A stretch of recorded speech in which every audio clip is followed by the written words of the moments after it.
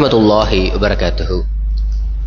எல்லாம் வல்ல ஏக இறைவனின் நல்லடியார்களே, அந்த ஏக இறைவனினுடைய சாந்தியும் சமாதானமும் நம் அனைவரின் மீதும் என்றென்றும் நின்று நிலை பெறட்டுமாக. தினம்தோறும் மஹ்ரிப் தொழுகை முடிந்ததற்கு பின்பாக ஒரு சில நபி மொழிகளையும் அது தொடர்பான விளக்கங்களையும் நாம் பார்த்து வருகிறோம். அந்த அடிப்படையில் தற்பொழுது அஹமத் என்கின்ற ஹதீஸ் நூலில் 18910 எண்ணில் பதியப்பட்டிருக்கிற செய்தியையும் அது தொடர்பான ஒரு சில விளக்கங்களையும் நாம் பார்க்க இருக்கிறோம்.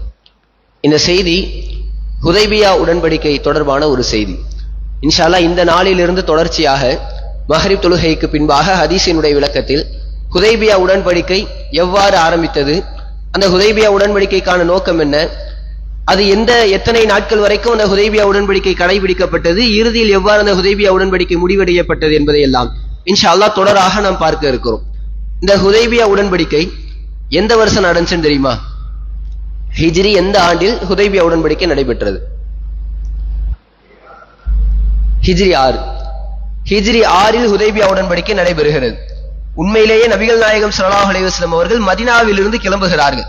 மதீனாவிலிருந்து மிகப்பெரிய ஒரு படைபலத்தோடு கிளம்புகிறார்கள்.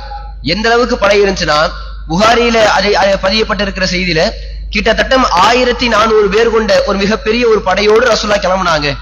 ரசூலுல்லாஹ் கிளம்பிய ஒரே நோக்கம் என்னன்னா, நம்ம மக்காவுக்கு போய் காபா ஆலயத்தை சுற்றி தவாப் செய்து உம்ராவை நிறைவேற்ற வேண்டும், உம்ரா செய்ய வேண்டும் என்கின்ற ஒரே ஒரு நோக்கத்திற்காகத்தான் மதீனாவிலிருந்து இஸ்லாமியர்கள் படையாக கிளம்புகிறார்கள். ஆனால் மக்காவில் இருப்பவர்களுக்கு ஒரு மிகப்பெரிய ஒரு பயம். என்ன பயம்னா, எங்க முஹம்மதினுடைய கூட்டம் நம் மீது போர் தொடுப்பதற்காக வருகிறார்களோ என்கின்ற அச்சம் அவர்களுக்குள் இருந்து வருகிறது. பத்ரு போர்க்களத்துல வெறும் 300 நபர்கள் வந்தார்கள். 300 நபர்கள் வந்ததற்கே மக்கா தாங்க முடியல. ஆனால் இப்பொழுது கிளம்பி இருப்பவர்கள் மிகப்பெரிய ஒரு படை என்கின்ற ஒரு பயம் மக்கத்து வாசிகளிடத்தில் இருந்து வந்தது. இந்த ஒரு குழப்பத்தை தகர்க்க வேண்டும் அப்படிங்கிறதுக்காக ரசூலுல்லாஹ் என்ன செய்யறாங்கன்னா, ஒரு நபித்தோழரை நியமனம் செய்கிறார்கள்.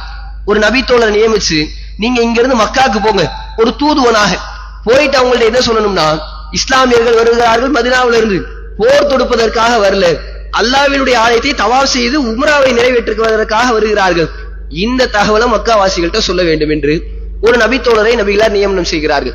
முதலாவதாக நியமிக்கப்பட்ட நபித்தோழர் யாருன்னா, கிராஷ் பின் உமையா என்கின்ற ஒரு நபித்தோழர். அவரை நியமித்து ஒரு சலஃப் என்கின்ற ஒரு ஒட்டகம், அந்த ஒட்டகத்தினுடைய பெயர் சலஃப், அந்த ஒட்டகத்தில் ஏற்றி அனுப்புகிறார்கள். அவர் கஷ்டப்பட்டு பயணம் செஞ்சு மதீனாவிலிருந்து மக்காவிற்கு வருகிறார்கள். மக்காவுக்கு வந்து இறங்கினோட அங்க இருக்கக்கூடிய குறைஷி தலைவர்களிடத்தில், குறிப்பாக அபூ சுஃபியான் ரலியல்லாஹு அன்ஹு, அவர் அப்ப இஸ்லாத்தை ஏற்கல, அவரிடத்திலும் அங்கு இருந்த ஏராளமான குறைஷி தலைவர்களிடத்திலும் வந்து சொல்றாரு. என்ன சொல்றாருன்னா, இந்த மாதிரி இஸ்லாமிய படை கிளம்பி இருக்கு, இங்க வந்து நாங்க போர் தொடுக்க வரல, நாங்க வரதினுடைய ஒரே நோக்கம் என்னன்னா உம்ரா செய்வதற்காக வருகிறோம் என்று தகவலை சொல்கிறார். ஆனால் வந்த ஒட்டுமொத்த மக்கத்து வாசிகளும் வந்த கிராஷை எப்படி பார்த்தார்கள் என்றால், இவர் ஒரு இஸ்லாமியர், இவர் முஹம்மதினுடைய கூட்டத்தை சார்ந்தவர்னு பார்த்துட்டு அவரினுடைய ஒட்டகத்தை கொன்று விடுகிறார்கள். கிராஷ் ரலியல்லாஹு அவர்களையும் கொல்வதற்கு முனைகிறார்கள். மற்ற கூட்டத்தார் தடுத்து நிறுத்துகிறார்கள். கிராஷிற்கு உறுதுணையாக இருக்கக்கூடிய கூட்டத்தார், மக்காவில் இருந்த கூட்டத்தார், அவரை கொல்லாதீங்க, மிகப்பெரிய போர் தொடங்க ஆரம்பிச்சிரும், தூதுவராக வருபவரை கொல்லக்கூடாது என்று சொல்லி அவரை தடுத்து நிறுத்தி விடுகிறார்கள். அவர் திரும்ப ரசூலுல்லாஹ்ட்ட அனுப்பி வைக்கப்படுகிறார். ரசூலுல்லாஹ் அவர் வந்து நடந்ததெல்லாம் சொல்றார். நான் போய் சொன்னேன், அவங்க கேட்கிற நிலையில இல்ல, ஒட்டகத்தையும் கொண்டுட்டாங்க, என்னையும் கொல்வதற்கு முயற்சித்தார்கள், இப்படி எல்லாம் ரசூலுல்லாஹ்ட்ட சொல்றாங்க. சொன்ன உடனே நபிகளார் என்ன முடிவு எடுக்கிறாங்கன்னா, சரி இதற்கு அடுத்தபடியாக ஒரு தூதுவரை நியமிச்சோம், அவரை வந்துட்டு குறைஷியர்கள் சரியான முறையில் அவர்களுக்கு பதில் அளிக்கல. அடுத்த தூதுவராக யாரை நியமிக்கிறார்கள் என்றால் உமர் ரலியல்லாஹு அன்ஹு, அவர்களை அழைத்து நீங்க மக்காவிற்கு செல்லுங்கள் என்பது போன்ற ஒரு சில ஆலோசனைகளை கொடுக்கிறார்கள்.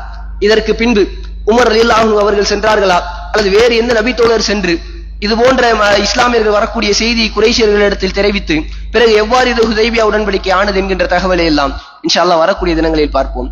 வாஹிர் தவானா அல்ஹம்துலில்லாஹி ரப்பில் ஆலமீன். அஸ்ஸலாமு அலைக்கும் வரஹ்மத்துல்லாஹி வபரகாத்துஹு.